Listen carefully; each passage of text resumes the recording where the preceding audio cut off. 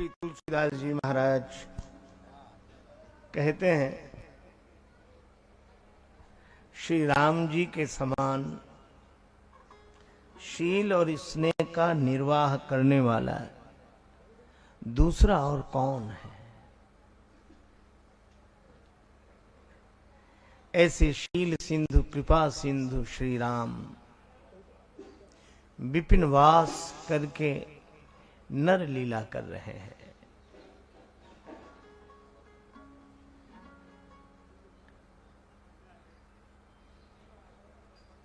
खरदूषण आदि के साथ 14 राक्षस आए तो श्री राम जी ने लक्ष्मण जी से कहा कि श्री सीता जी को लेकर गिरी कंदरा में चले जाओ।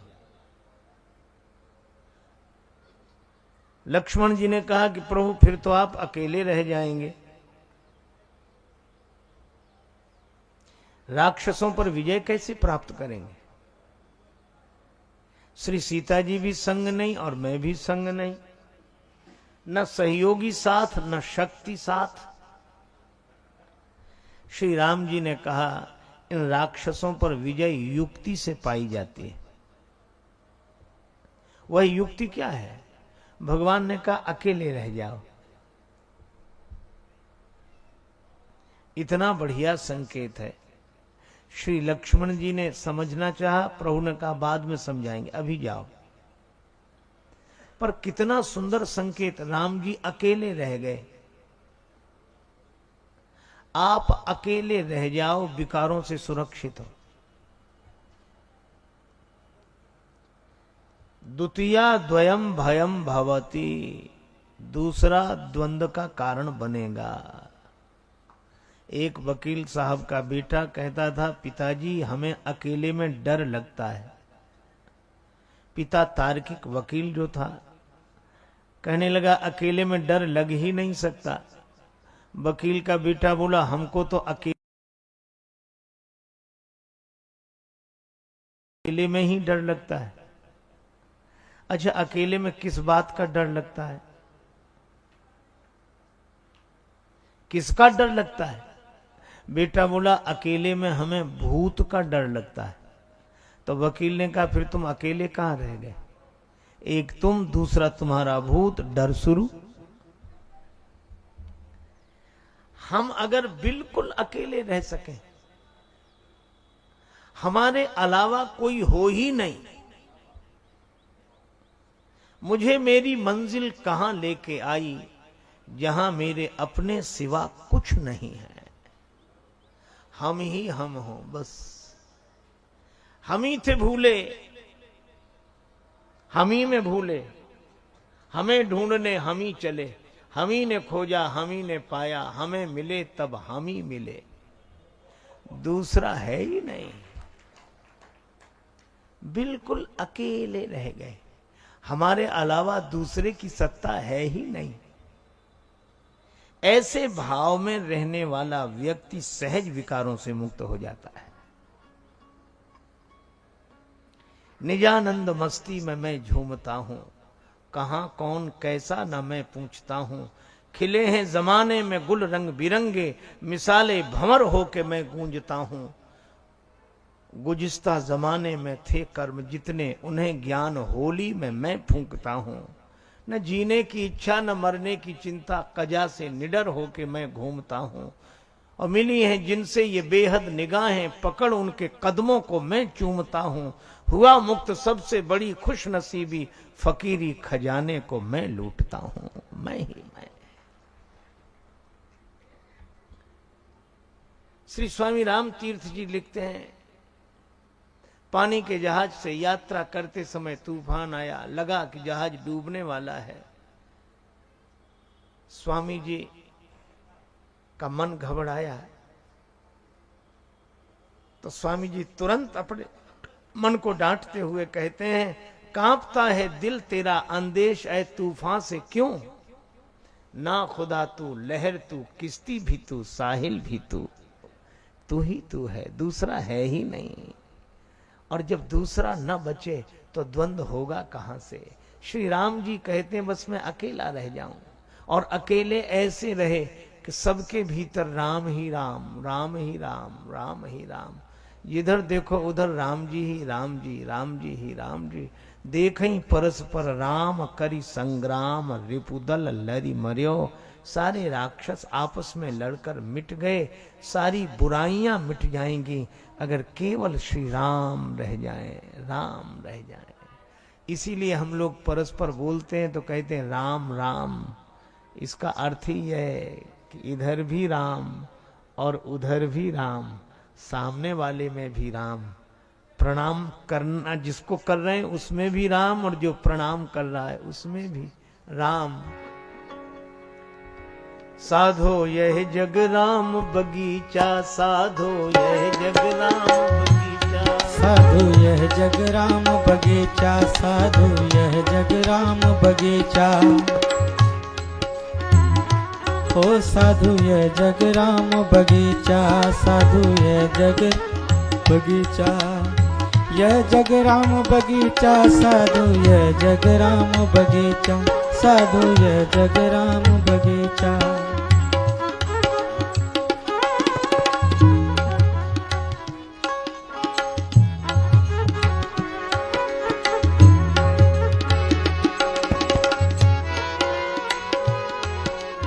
राम ही वृक्ष, राम ही मूल, राम ही डाली, राम ही फूल, राम ही डाली, राम ही फूल, राम ही डाली, राम ही फूल।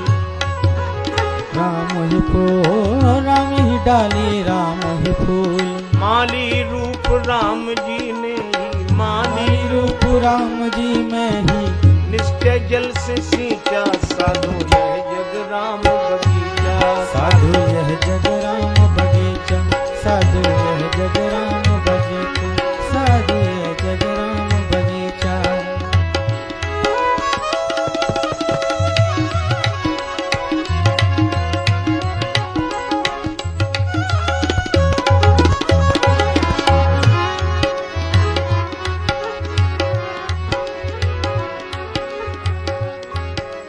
भीतर एक अनेक है बाहर, भीतर एक अनेक है बाहर, भीतर बाहर एक बराबर, भीतर बाहर एक बराबर। मिला मर्म गुरु ज्ञान के मेरे से जब फोटो खींचा। साधु यह जग राम बगीचा, साधु यह जग राम बगीचा, साधु यह जग राम बगीचा, साधु यह जग राम बगीचा। ओ ये जग राम बगीचा, ओ ये जग राम बगीचा, साधु ये जग राम बगीचा, साधु ये जग राम बगीचा, साधु ये जग राम बगीचा, साधु यह जग राम बगीचा, ये जग राम बगीचा, साधु ये जग राम बगीचा।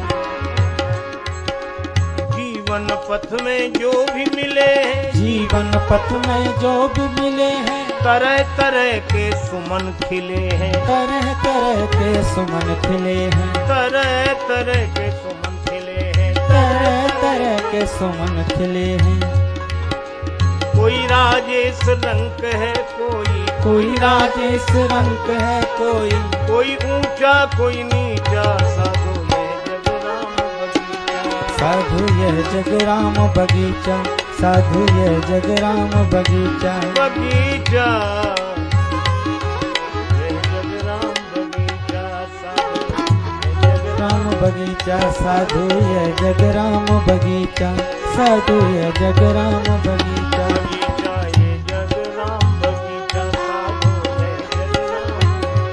साधु यह जग राम बगीचा, साधु यह जग राम बगीचा।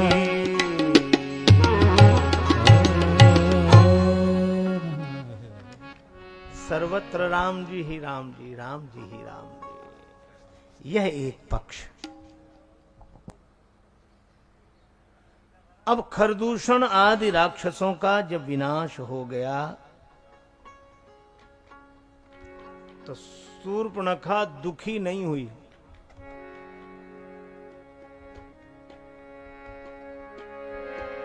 आ,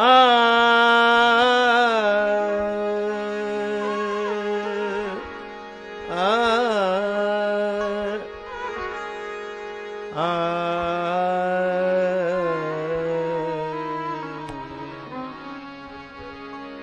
धुआं देखी खर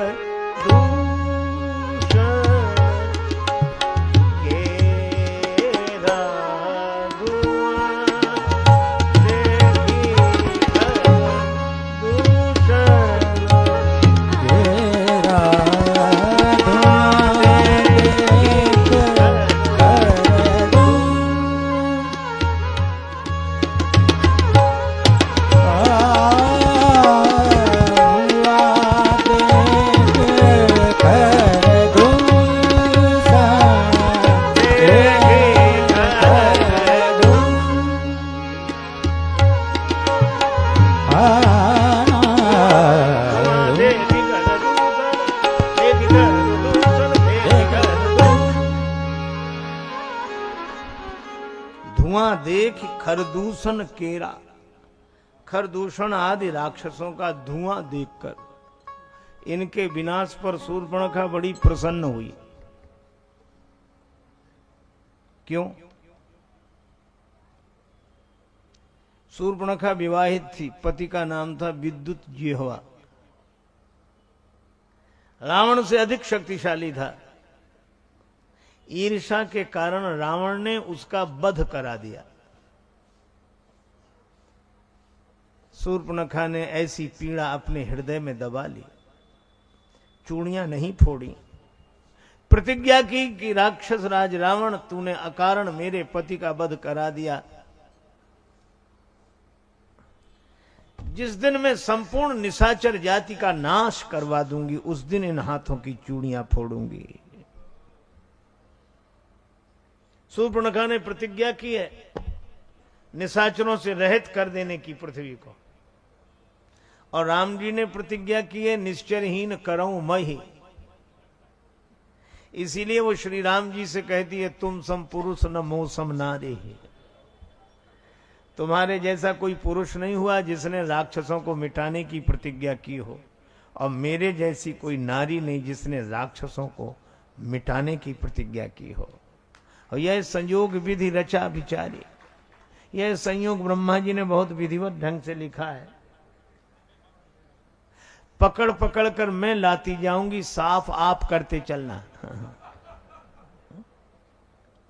काम मंथुरा कर गई बन भेजे श्री राम, पर रण रचिवे में रहेगा शूर्पणखा का नाम।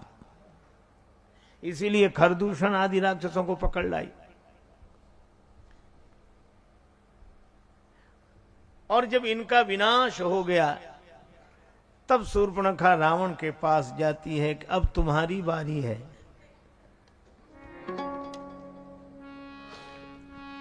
तोर जियत 10 कंधर मोर की असगति होए, तुम्हारे रहते मेरी यह दुर्दशा।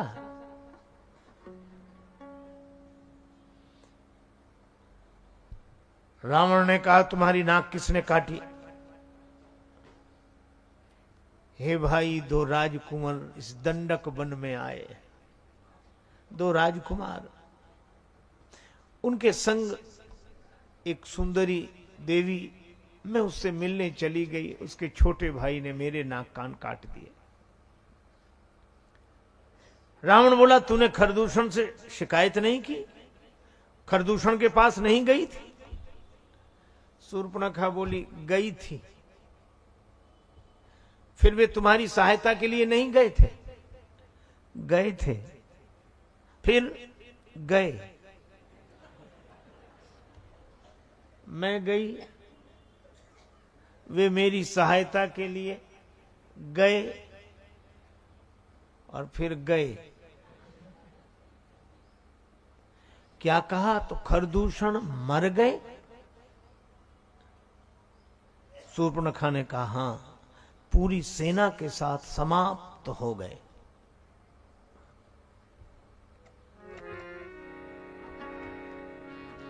रावण ने कहा, ठीक है, मुझे एकांत में विचार करने दो।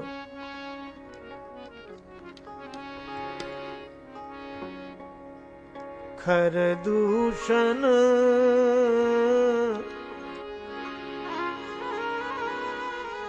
मोसम बलवंता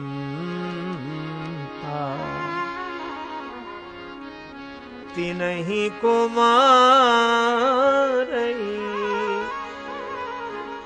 बिनु भगवंता।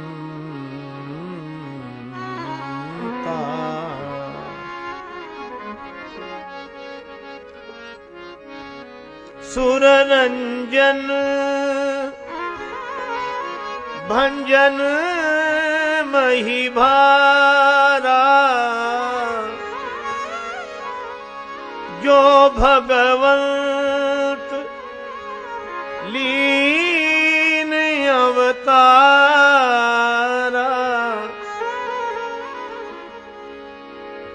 अवतारा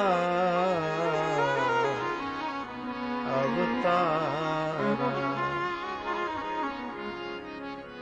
खरदूषण मेरे समान बलवान, उन्हें भगवान के अलावा कौन मार सकता है? तो देवताओं के रंजन के लिए, भूमि का भार भंजन करने के लिए भगवान का अवतार अगर हो गया है,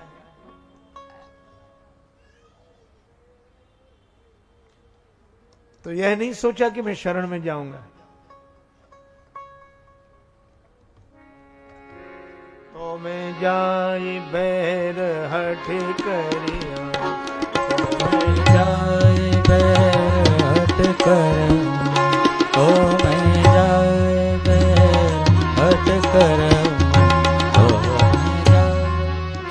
प्रभु सर प्राण तजे भव भवतरी हूँ,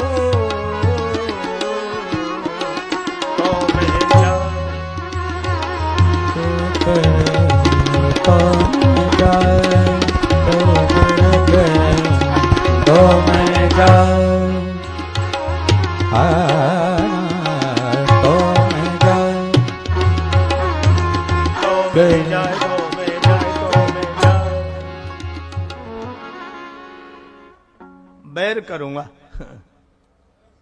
स्वभाव ऐसा है, शरण में तो मैं जा नहीं सकता। हो ये भजन न तामस देहा। रावण बड़ा ईमानदार है।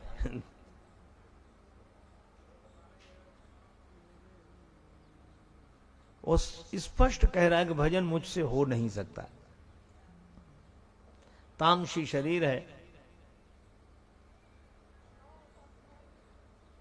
हम लोग तो बिना भजन किए कहते खूब भजन हो रहा, बस भजन ही है, बस और क्या, भजन ही करते रहे दिन भजन। रावण कम से कम ईमानदार है।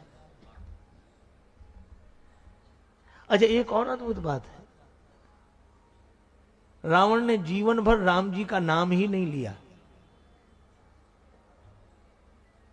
कहो तपस्विन के बात बहोरी, तपस्वियों का क्या हाल है।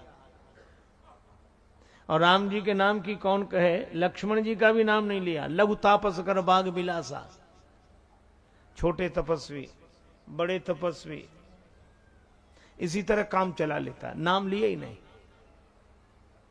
अंगद जी ने वार्तालाप की तो भी कहा, तौ प्रभु नारी भी रहे बलिहीना, तुम्हारे स्वामी का क्या हाल है।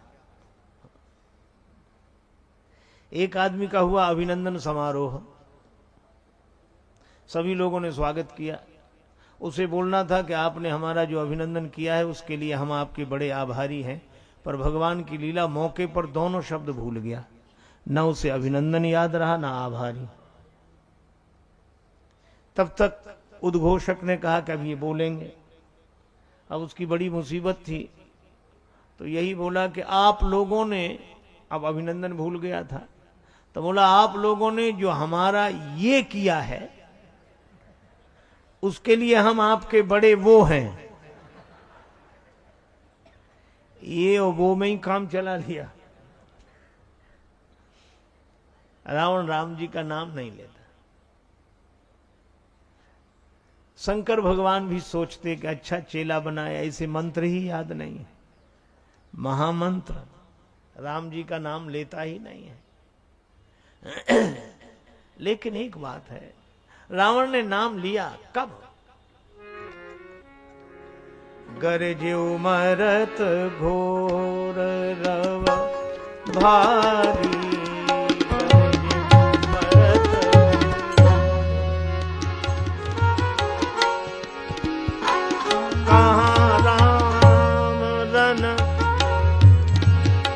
तो पचारी रामरन तो पचारी, गरज मरत घोर मरत घोर मरत। मरते मरते गर्जना करके बोला राम कहां? राम राम राम कहा। शंकर जी प्रसन्न हो गए, युद्ध लीला देख रहे थे। शिव जी ने कहा कि चलो, चेले ने दीक्षा सफल तो कर दी।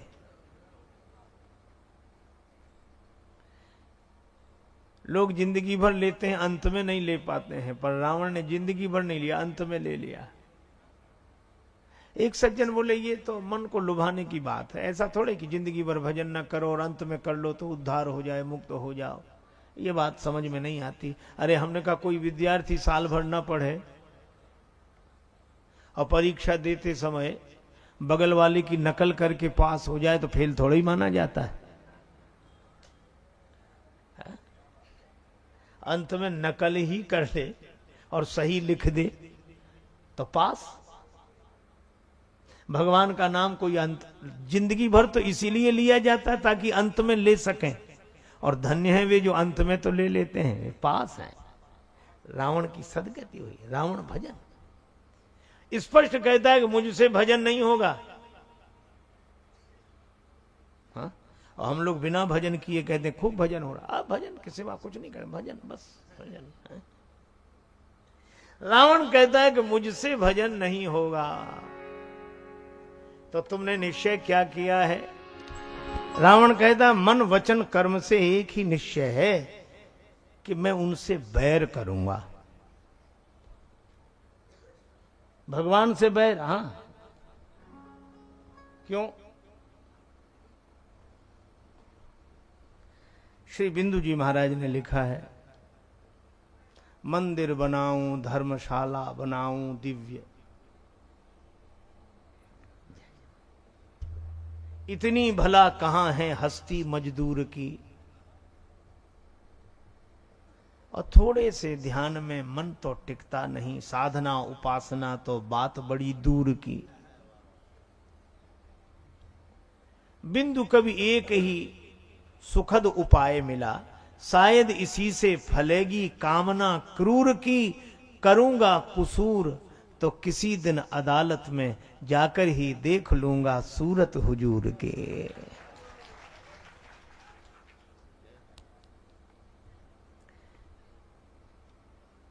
तो मैं जाय बैर हठ करी हूं, प्रभु सर प्राण तजे भव तरी हूं।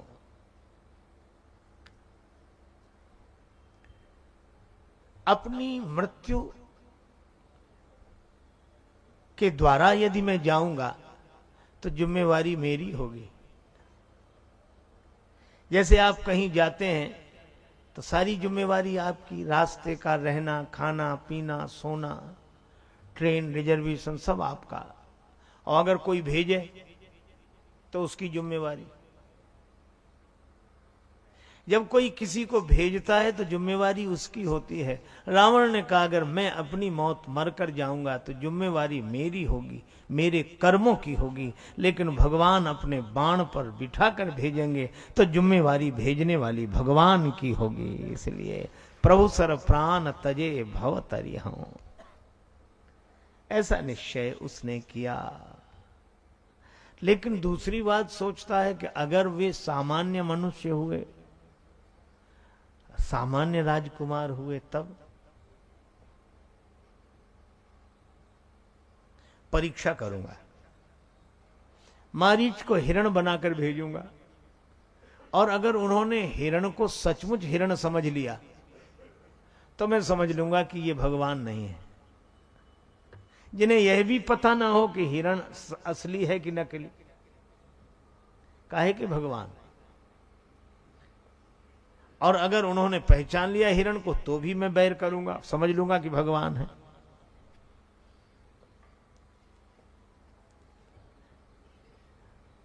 उधर मायावी ने यही योजना बनाई, इधर मायापति श्री राम श्री सीता जी से बोले,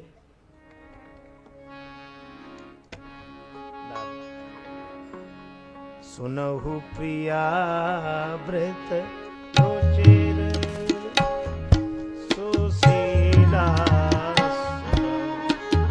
प्रिया व्रत रुचिर, सुनहु प्रिया व्रत रुचिर सुशीला, सुनहु प्रिया व्रत रुचिर सुशीला, मैं कछु करब ललित नर लीला, मैं कछु करब ललित नर लीला, ललित करब ललित करब ललित करब ललित, मैं कुछ ललित नर लीला करना चाहता।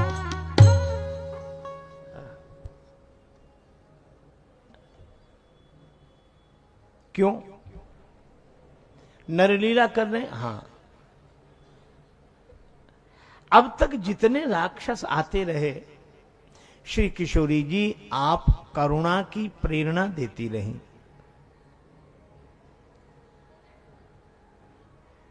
मेरे कृपा जल में आपका निवास रहा। करुणा बारी भूमि भिंजई है, करुणा जल। लेकिन मैं सोचता हूं कि अब आप करुणा जल में निवास न करके अग्नि में निवास करें, पावक में। और पावक क्या, जो अपराध भगत कर करई, राम रोष पावक सो जरई। अब राम के क्रोध रूपी पावक में आप निवास करें। अर्थात अब कोई राक्षस आए तो करुणा की प्रेरणा न दें, क्षमा की प्रेरणा न दें, बल्कि उसका वध करने की प्रेरणा दें। आपकी प्रेरणा के बिना मैं कुछ कर नहीं सकता। श्री सीता जी ने कहा, ठीक है प्रभु। जब ही राम अस कहा बखानी,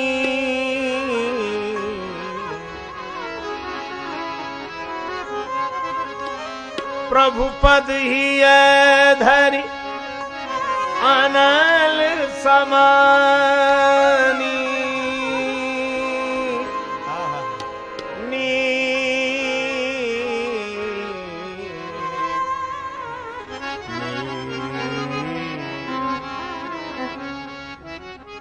भगवान ने जब ऐसा कहा तो भगवान के चरण कमलों को हृदय में रखकर श्री जानकी माता अग्नि में निवास कर देती है। पावक में अपना प्रतिबिंब वहां छोड़ दिया। निज प्रतिबिंब राखी तह सीता।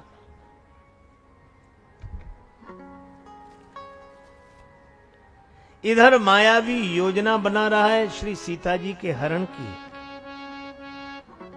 इधर मायापति श्री राम ऐसी योजना बनाते हैं। रावण, तुम श्री सीता जी को पाना चाहते हो? सीता जी शांति है, और सच्ची शांति तो सच्चे साधु को मिलती है, और तुम नकली बनकर आ रहे हो तो तुम्हें शांति भी नकली मिलेगी। नकली साधु को नकली शांति। श्री सीता जी तो अग्नि में समा गई। श्री सीता जी का प्रतिबिंब वहां रहा। और लक्ष्मण जी गए थे वन में, उन्हें कुछ पता नहीं लगा। लक्ष्मण गए वन ही जब लेन मूल फल कंद, तब की यह घटना। 10 मुख गया। अब देखो कितना सुंदर व्यंग है। 10 मुख है इसके, इसकी बात का कोई भरोसा नहीं।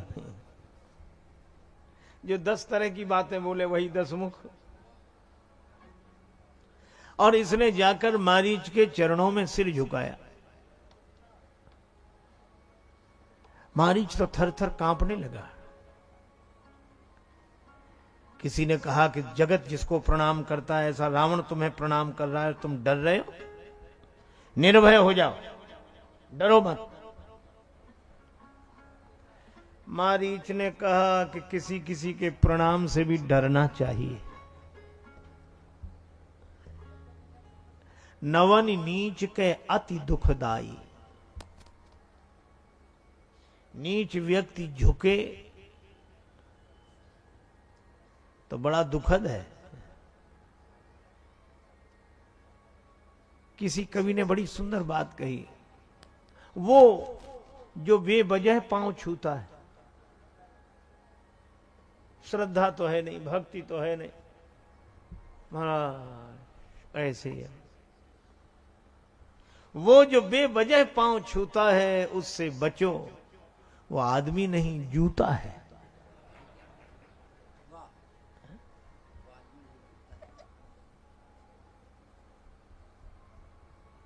रावण जैसा कब चरण पकड़ने लगे, कब गर्दन पकड़ ले। आप ऐसे सोचो, अंकुश ऊपर रहे कोई कठिनाई नहीं, नीचे झुका, हाथी को कठिनाई होगी कि नहीं? धनुष झुके, झुकते ही बाण चलेगा। और सर्प ऐसा खड़ा रहे फन फुलाए, कोई कठिनाई नहीं। और सर्प ऐसे झुके, कोई कहेगा आहा कितना विनम्र है, प्रणाम कर रहा है। प्रणाम नहीं कर रहा है, प्राण ले रहा है। और बिल्ली जब किसी पर आक्रमण करती तो धरती से मिलकर एक हो जाती, बड़ी नम्र, और गर्दन पकड़ती है। इसीलिए लोग बोलते हैं बिलैया दंडवत। भयदायक खल के प्रिय बानी, खल मधुर बोले। हे भगवान, उसका नाम खल है। एक महात्मा हमसे कहते थे, खल शब्द का अर्थ जानते हो? हमने कहा महाराज आप बताओ। तो कहने लगे खल शब्द में दो अक्षर है, ख और ल। हमने कहा इसका अर्थ? कहा जिसके दो ही काम हो, खाए और लड़े। खा से खाए, ला से लड़े। हमें बड़ा अच्छा अर्थ लगा। हमने कहा महाराज इसमें एक बात और जोड़ दो। बोले कौन सी? हमने कहा जिसका खाए उसी से लड़े। खल विशिख बाण को कहते हैं, और विशिख का खाओ, ब्याल का ला, ब्याल सर, खल। ये प्रिय बोले तो बहुत डरावना है।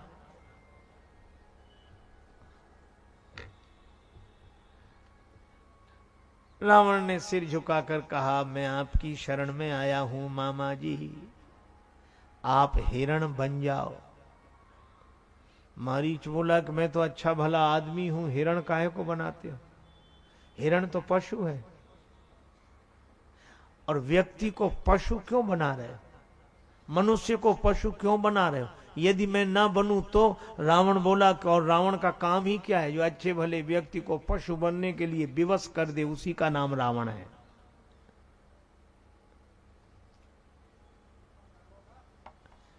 तो मैं हिरण क्यों बनूं? ना बनूं तो?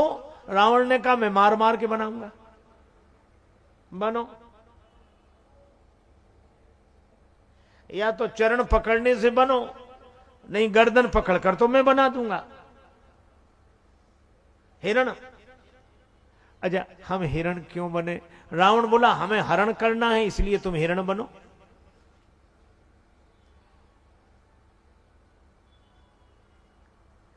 मारीच ने कहा कि मैं राम जी का भक्त हो गया हूं। कैसे? श्री विश्वामित्र जी की यज्ञ रक्षा में श्री राम श्री लक्ष्मण आए थे। मैं गया था विघ्न डालने। भगवान ने बिना फल का बाण मारा, और बिना फल के बाण ने ऐसा फल चखाया, सत जो जन आए क्षण माही, सत जो जन आए सत जो जन आयो परमाही, सत जो जन, सतयोजन, सतयोजन, सतयोजन। 100 योजन समुद्र के इस पार आकर गिरा, बिना फल के बाण ने ऐसा फल चखाया। तब से मैं राम जी का भक्त हो गया, मुझे सर्वत्र राम जी ही दिखाई देते हैं, बस मैं राम जी का भक्त। रावण समझ गया जो किसी कारण से भक्त बना है, कारण मिटते ही भक्त नहीं रहेगा।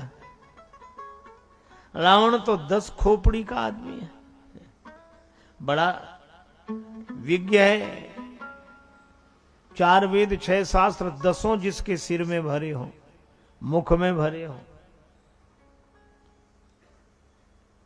और 10 खोपड़ी का आदमी। रावण ने सोचा कि राम जी के बाण ने इसे राम जी का भक्त बनाया है,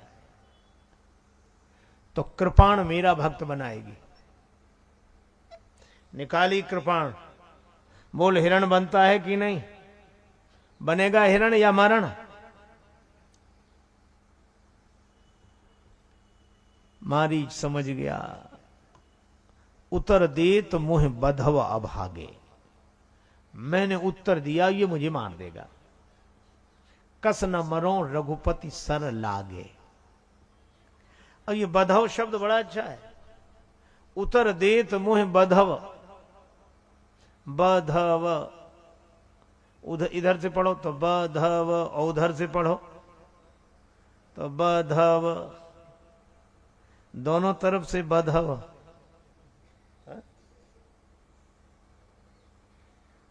उत्तर देत मुह बधव अभागे, इधर भी मरना है उधर भी मरना है, रावण के हाथ से भी मरना है, राम जी के हाथ से भी मरना है। मरना तो है ही, चाहे इधर मरो चाहे उधर।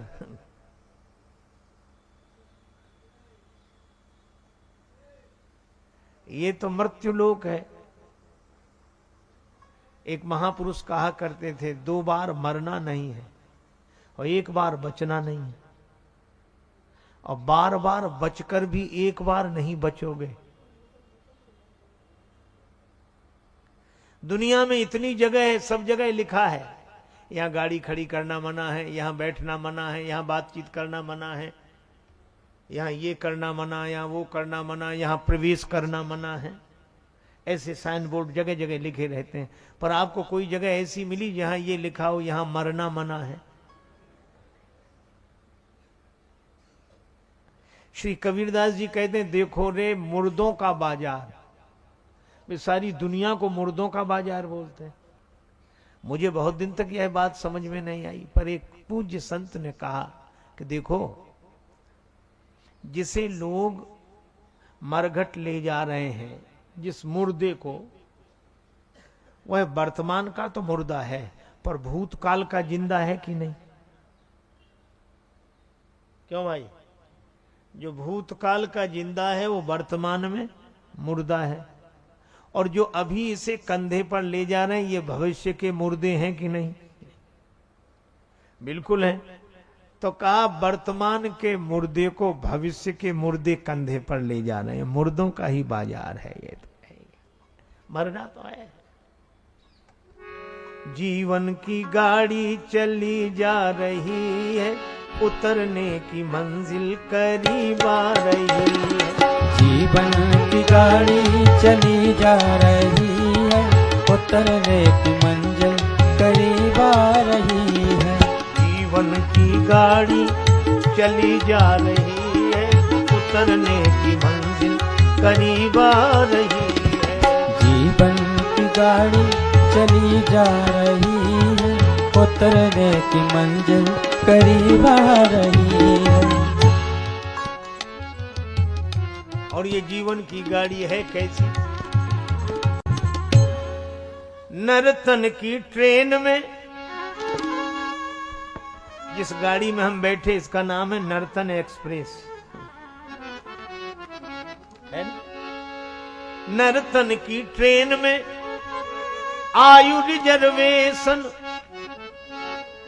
अहंकार सीट है, डिब्बा ही है मन।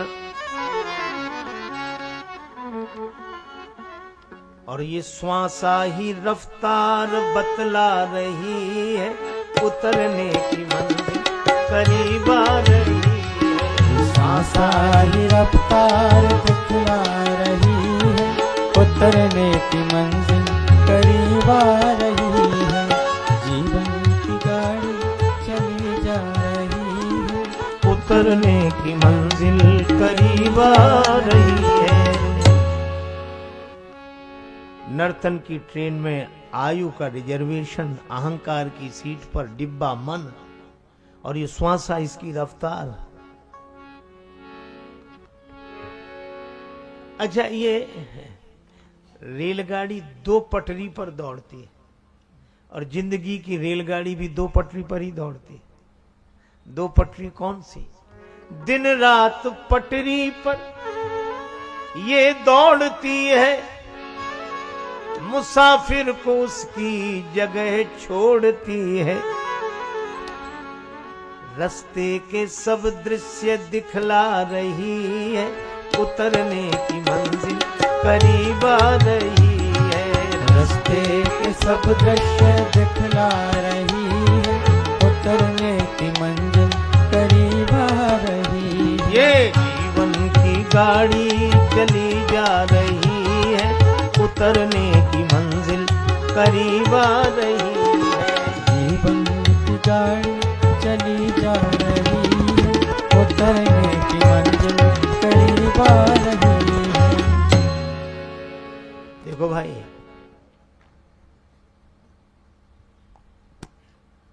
सवारी कर चुके हैं, सफर कर रहे हैं, उतरने की बारी है, उसी की तैयारी है। सवारी की गर्भाधान में, सफर किया मकान और दुकान में, उतरना है शमशान में, उसी की तैयारी। हमें इस ट्रेन में बैठकर सबसे पहला स्टेशन कौन मिला? सबसे पहले देखा था बचपन का स्टेशन, मिला बाद में था जवानी का जंक्शन। जवानी का जंक्शन, जवानी जंक्शन है।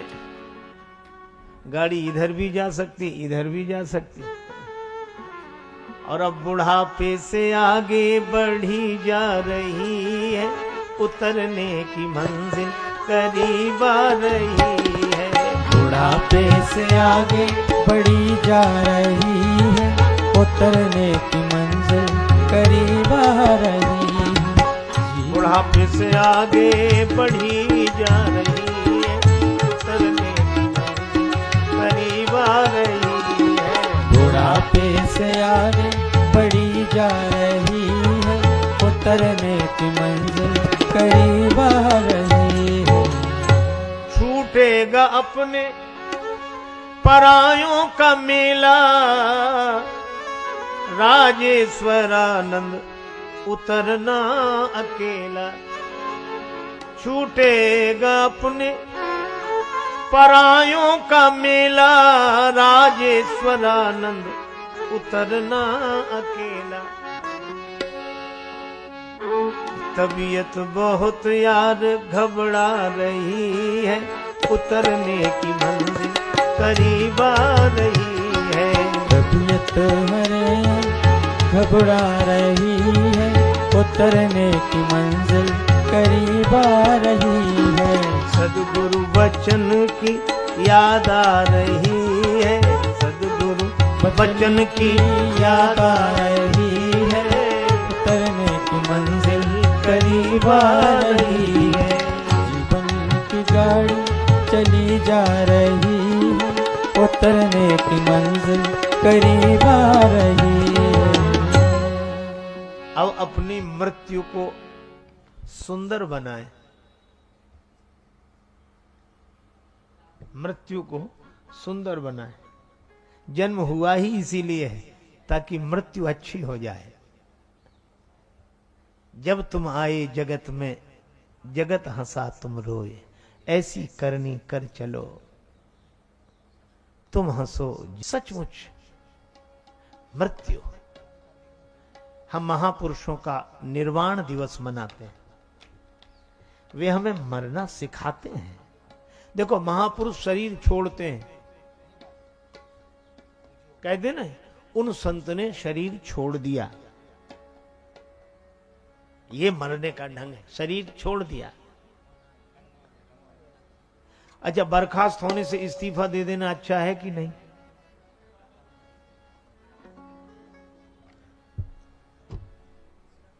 मौत कान पकड़ के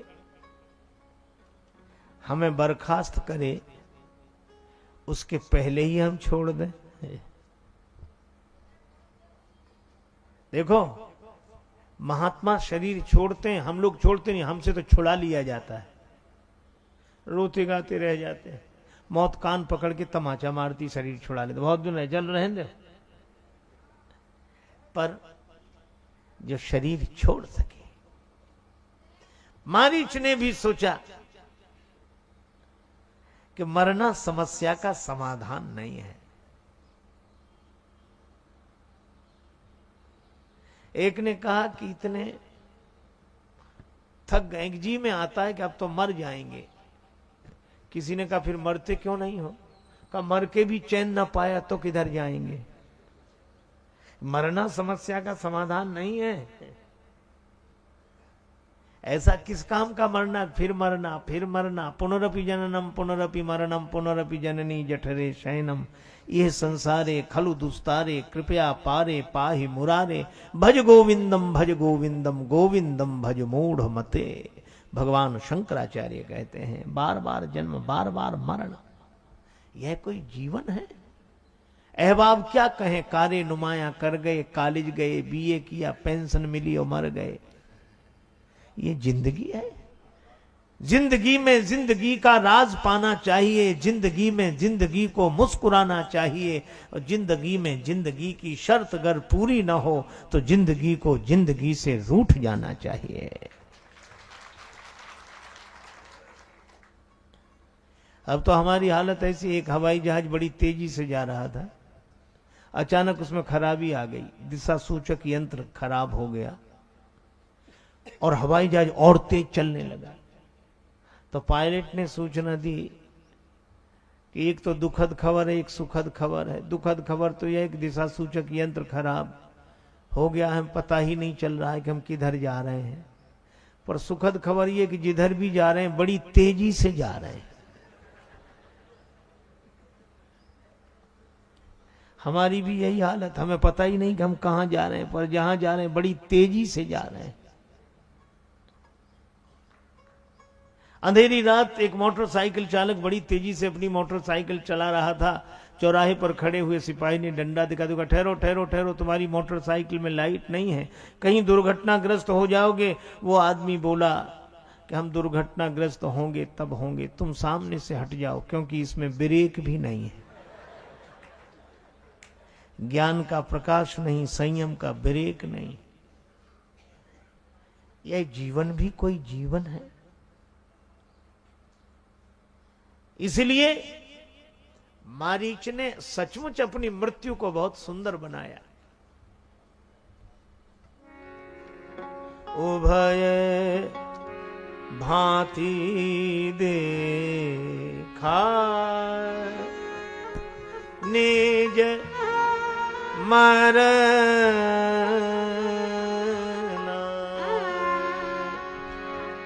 उभय भांति देखा निज मरना, भांति उभय भांति देखा निज मरना, उभय भांति देखा।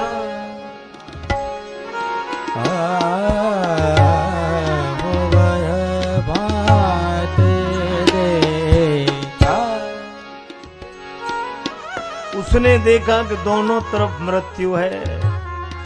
उतर देत मुझे बधव अभागे, तो कस न मरो रघुपति सर लागे। राम जी के बाण से मर।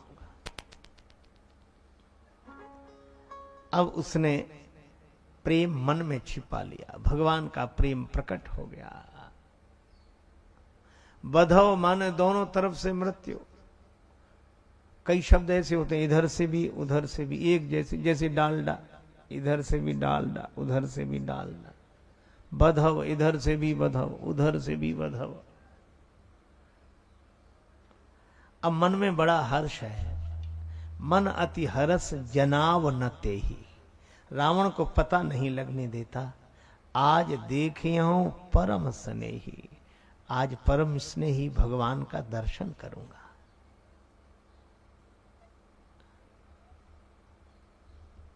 मम पाछे धर धावत धरे सरासन बान। भगवान राम मेरे पीछे धनुष्मान लेकर दौड़ेंगे, मुझे पाने के लिए दौड़ेंगे।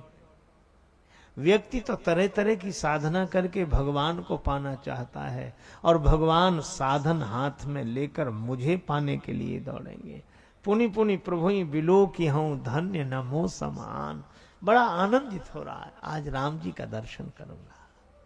बहुत आनंदित, पता नहीं लगने दे रहा है।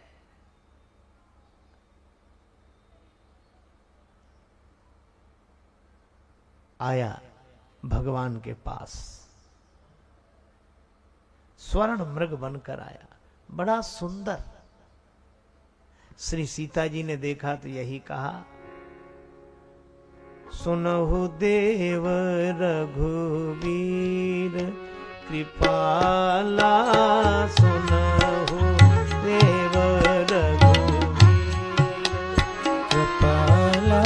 सुनहु देव रघुवीर रघुवीर कृपाला। सुनहु देव कृपाला। सुनहु देव रघुवीर कृपाला। सुनहु देव रघुवीर। यही मृग करयति सुंदर छाला। यही मृग करयति सुंदर छाला। यही मृग करयति सुंदर छाला। यही मृग करयति सुंदर छाला। सुनहु देव रघुवीर कृपाला। सुनहु देव रघुवीर कृपाला।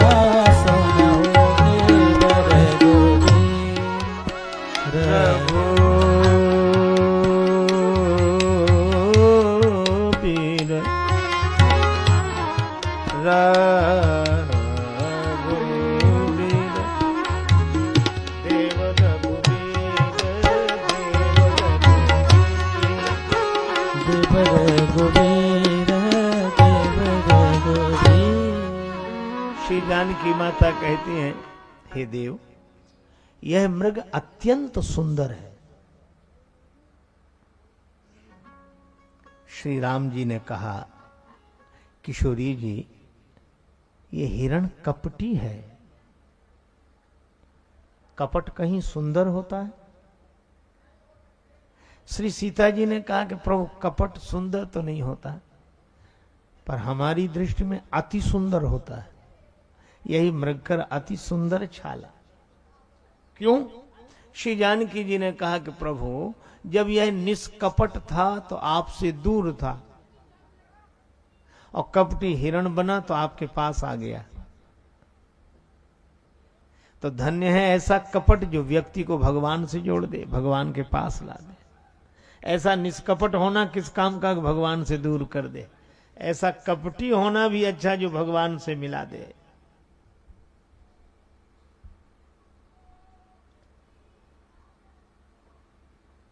यही मृगकर अति सुंदर छाल। अब भगवान को लगा कि श्री किशोरी जी कहीं यह न कहें कि इसे ले आओ, भगवान ने कहा आप आगे तो कहो, आगे तो कहो। तो श्री जानकी जी यही बोली,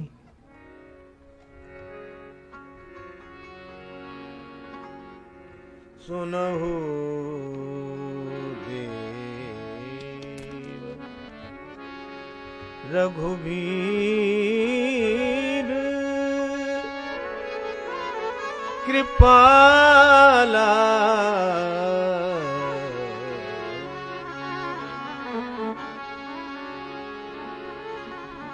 सत्य संध प्रभु पद एहि सत्य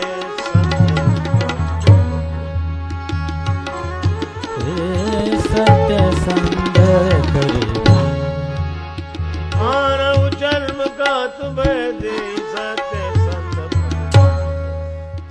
पद संध प्रभु पद प्रभु पद प्रभु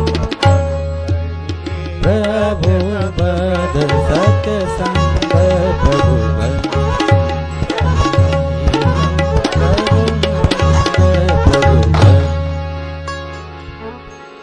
सत्य संध प्रभु बध करी एही आनहु चर्म कहत वैदेही।